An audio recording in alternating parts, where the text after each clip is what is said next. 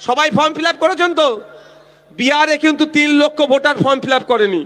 এ কাজ আপনারা ভুলেও করবেন না, আপনাদেরকেও ফর্ম ফিল আপটা করতে হবে নির্ভুল, কোনো না ভুল হয়ে যায় ফর্মে। ফর্ম ফিল আপ করে আপনারা জমা করবেন। একটা নিয়ে যাবে, একটা রিসিভ কপি দেবে, আপনাদের কাছে ওই রিসিভ কপিটা নিয়ে রেখে দিন। 7 তারিখে খসড়া লিস্ট পাবলিশ হবে। আপনারা আপনাদের পাবলিশ খসড়া লিস্টে নিশ্চিত আপনার নাম থাকবে। ঘটনাচক্রে যদি আপনার নাম না থাকে ভয় পাওয়ার দরকার নাই, আপনাদের পাশে খাম চিহ্ন আছে।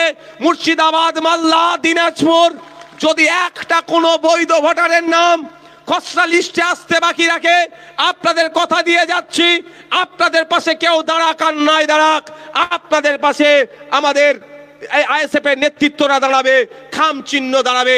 সর্বোপরি আপনাদের ভাই আপনাদের পাশে থাকবে, আপনাদের হয়ে লড়াই করবে, গণতান্ত্রিক প্রক্রিয়ায় আইনি লড়াই করবে। ভয় পাওয়ার কোনো দরকার নাই। আপনার কাছে কাগজ চেক করছে তো? আপনার কাছে যা কাগজ আছে, যে কাগজের গল্প শোনাচ্ছে তার কাছে অতটা কাগজ নাই।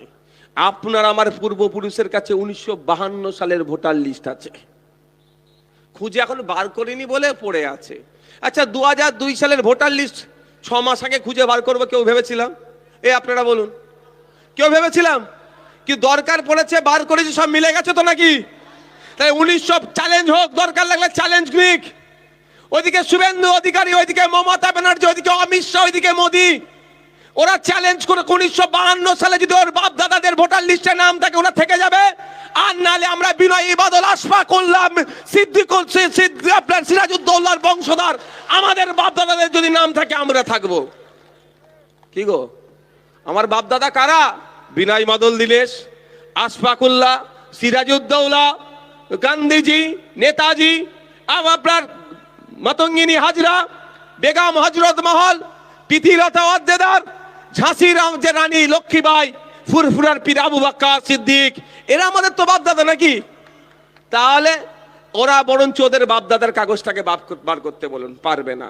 তাহলে আপনাকে আমাকে ভয় দেখানো হচ্ছে। প্রশ্ন করার দরকার ছিল আপনার, তোর কাগজ দেখা। আপনি না প্রশ্ন না করার জন্য ও আপনাকে প্রশ্ন করার সুযোগ পাচ্ছে। তাই সময় এসেছে আমরা প্রশ্ন করবো, ওদেরকে জবাব দিতে হবে।